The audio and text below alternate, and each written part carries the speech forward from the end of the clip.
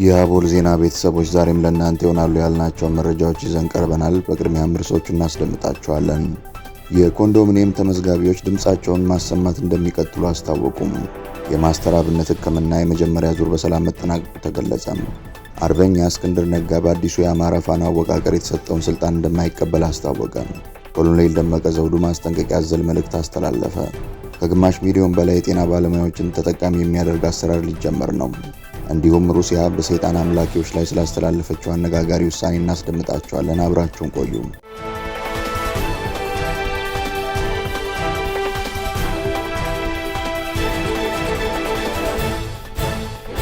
ሰላም ጤና ይስጥልን። ይህ አቦል ዜና ነው። ክቡራን አድማጭ ተመልካቾቻችን ሰላማችሁ ይብዛ፣ ጤና፣ ፍቅር፣ ደስታ በእያንዳንዳችሁ ጎጆ ይግባ። ትኩሱን እፍታ ፍታውን ለእናንተ ለተከበራችሁት ይዘን መጥተናል። ቻናላችንን ላይክ፣ ሼር እና ሰብስክራይብ በማድረግ አጣጥሙልን፣ ለወዳጅ ዘመድም አጋሩልን። እናመሰግናለን። አርበኛ እስክንድር ነጋ በአዲሱ የአማራ ፋኖ አወቃቀር የተሰጠውን ስልጣን እንደማይቀበል አስታወቀም። ታዋቂው ጋዜጠኛና ፖለቲከኛ አቶ እስክንድር ነጋም በቅርቡ ውህደት ፈጥሮ በተመሰረተው የአማራ ፋኖ ብሔራዊ ንቅናቄ ውስጥ ተሰጥቶት የነበረውን የፖሊስ ቢሮ አባልነት ቦታ እንደማይቀበልና በምትኩ ሌላ ሰው እንዲተካ ጠየቀ። አቶ እስክንድር ይህንን ያስታወቀው ትላንት ጥር 12 ቀን 2018 ዓ.ም ለንቅናቄው ፖሊስ ቢሮ በጻፈው ደብዳቤ ነው። በደብዳቤው ላይ የድርጅቱን መመስረት በደስታ እንደተቀበለው የገለጸው አቶ እስክንድር የታሪካዊ ድርጅት አካል በመሆኑ ክብር እንደሚሰማው ገልጿል። ሆኖም ግን በአዲሱ የውህድ ድርጅት ውስጥ በአመራርነት በፖሊስ ቢሮ አባልነት የመቀጠል ፍላጎት እንደሌለው በግልጽ አስቀምጧል። በአዲሱ ውህድ ድርጅታችን ውስጥ የፖሊስ ቢሮ አባል ሆኜ መስራት እንደማልችል ታውቆም በተመደብሁበት ቦታ ላይ ሌላ ሰው እንዲተካ አሳስባለሁ ብሏል። ከአመራርነት ለመልቀቅ ቢወስንም ከትግሉ እንደማይለይ አቶ እስክንድር አረጋግጧል። እንደ ተራ የድርጅት አባልነት ያለምንም ቅድመ ሁኔታ እንደምቀጥልና የሚጠበቅብኝን ኃላፊነቶችና ግዴታዎች በሙሉ እንደምፈጽም አረጋግጣለሁ ሲል ለንቅናቄው ያለውን ቁርጠኝነት ገልጿል። በመጨረሻም አዲሱ አመራር የተጣለበትን ታሪካዊ ኃላፊነት በስኬት እንዲወጣ ልባዊ ምኞቱን አስተላልፏል። የአማራ ፋኖ ብሔራዊ ንቅናቄ በተለያዩ የፋኖ አደረጃጀቶች መካከል ሲደረግ የነበረውን የውህደት ሂደት ተከትሎ የተመሰረተ ሲሆን አቶ እስክንድር ነጋ በዚህ ሂደት ውስጥ ቁልፍ ሚና ሲጫወት እንደነበር ይታወቃል። አሁን ከአመራርነት ለመገለል የወሰነበትን ዝርዝር ምክንያት በደብዳቤው ላይ አልጠቀሰም። ከግማሽ ሚሊዮን በላይ የጤና ባለሙያዎችን ተጠቃሚ የሚያደርግ አሰራር ሊጀመር ነው።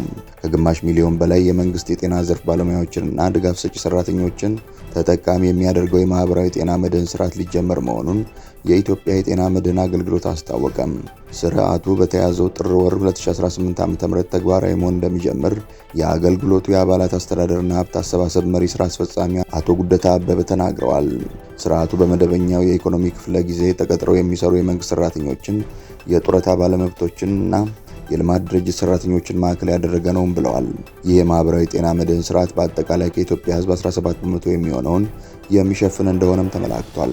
በመጀመሪያው ምዕራፍ የጤናው ዘርፍ ሰራተኞችን ተጠቃሚ ለማድረግ ከመስከረም ወር ጀምሮም የዝግጅት ስራዎች ሲከናወኑ መቆየታቸውን የገለጹት አቶ ጉደታም የምዝገባ አገልግሎቱን ለመስጠት የሚያስችሉ ቅድመ ሁኔታዎች በመላ ሀገሪቱ መጠናቀቃቸውን አስረድተዋል።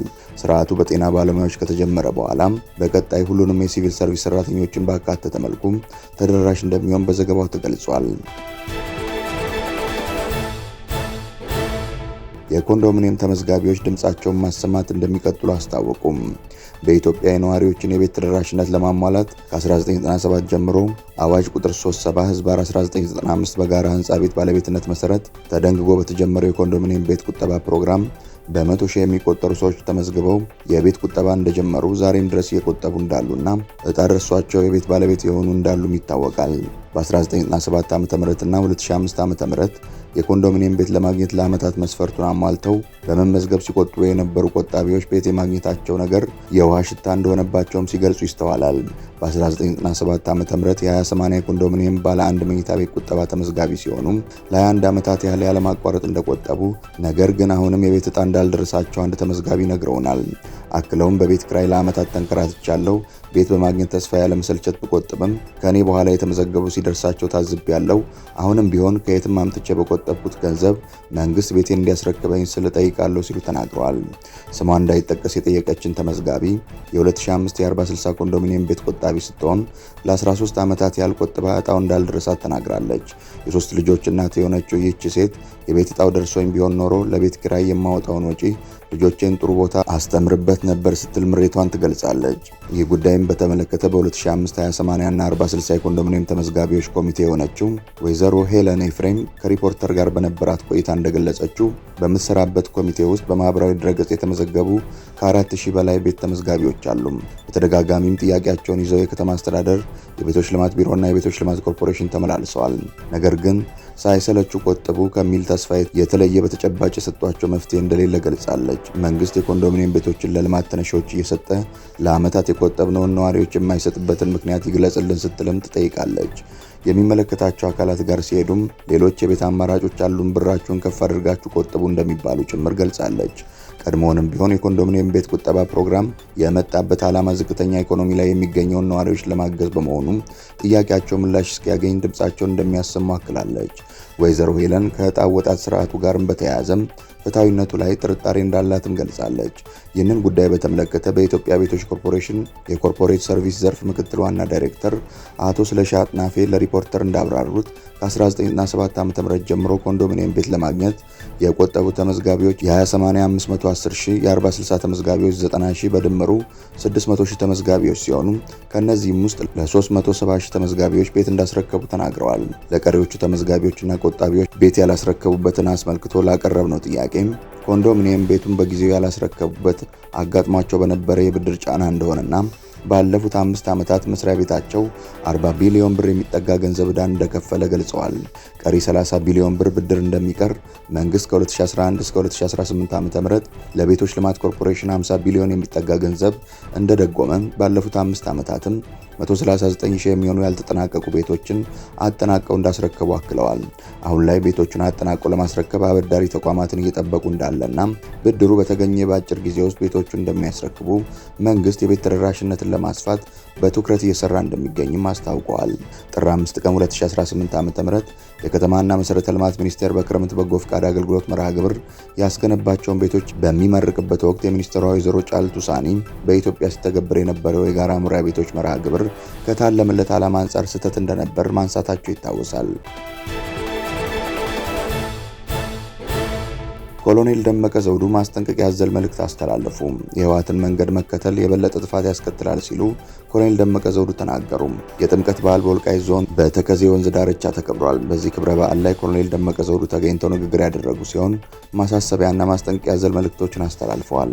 የወልቃይት ጠገዴ ህዝብ አማራዊ ማንነቱን በህግ አግባብ ለማጽናት እየሰራ ነው ሲሉ ቀጥለው ዛሬም እንደ ትናንቱ አንድነታችንን አጠናክረን ልንቀጥል ይገባል ብለዋል። የወልቃይት ጠገዴ ህዝብ እውነትን ይዞ እየታገለ ያለ ህዝብ በመሆኑ ፍትህ ወዳድ ኢትዮጵያውያንና የዓለም ህዝብም እውነታውን እየተረዱ ለነጻነትና ለአማራዊ ማንነታችን ስንል የከፈልነውን የማይካድራ ጅምላ ጭፍጨፋ ያውቃሉ ብለዋል። በዚህም በቅርቡ በኢትዮጵያ የአሜሪካ አምባሳደር ሄርቪን ማሲንጋ በቦታው በመገኘት ያደረጉት ውይይት ማሳያ ነው ብለዋል። የአማራና የትግራይ ህዝብ በኢትዮጵያ ታሪክ ክፉንም ደጉንም አብሮ ያሳለፈ ወንድማማች ህዝብ ነው ብለዋል። በአብሮነት ለመኖር ከኛ ከወንድሞቻችሁ ጋር በመነጋገርና በመወያየት እንጂ የህወሓትን መንገድ መከተል የበለጠ ጥፋት ያመጣል ሲሉ ገልጸው የወልቃይት ጠገዴ ህዝብ ጎንደሬ አማራነቴን አትቀሙኛል እንጂ ከትግራይ ህዝብ ጋር አብረን አንኖርም አላለም ሲሉ ተናግረዋል። ጥምቀትን በተከዜ ወንዝ ዳርቻ ማክበራችንን እንቀጥላለን። አስተዳደራችንን አጠናክረን ነጻነታችን በአግባቡ እናጸናለን። የሚጠናከር እንጂ የሚፈርስ አስተዳደር የለም ብለው አንዳንድ አካላት ለፖለቲካ ፍጆታ ሲሉ የሚያናፍሱትን የተለመደ ያልዋልታ ወሬ ልናዳምጥ አይገባም ብለዋል። የማስተር አብነት ህክምና የመጀመሪያው ዙር በሰላም መጠናቀቁ ተገለጸ።